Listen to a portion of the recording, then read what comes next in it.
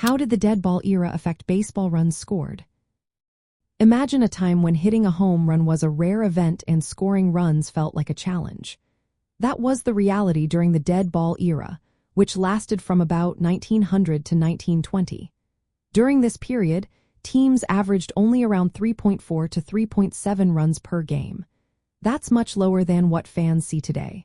Several factors kept the offense quiet back then. First, the baseball itself was different. The balls were softer, less lively, and often scuffed or altered during games. This made it harder for batters to hit the ball far or with power. Pitchers could also use foreign substances like spit to make the ball move unpredictably. This gave pitchers a big advantage and made hitting more difficult. Second, rules changed to make hitting even tougher.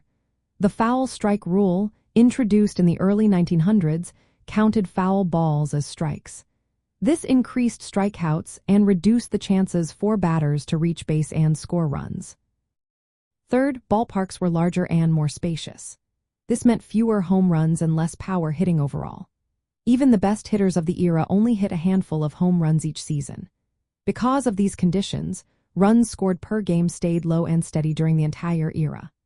From 1904 to 1919, teams averaged about 3.7 runs per game, with a brief spike in 1911 and 1912, when a livelier ball was used. The era changed quickly around 1920. New rules banned ball doctoring, balls were replaced more often, and a new, livelier ball was introduced. These changes led to a sharp rise in runs scored. Offenses increased by about 40%, and home run rates quadrupled in just a few years. This marked the start of the live ball era, where scoring and power hitting became much more common.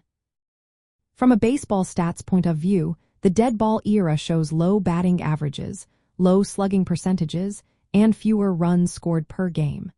Traditional stats like runs scored reflected these tough conditions. When comparing players from this time to later eras, it's important to remember the environment they played in. Low scoring was normal then, so stats need context to be understood properly.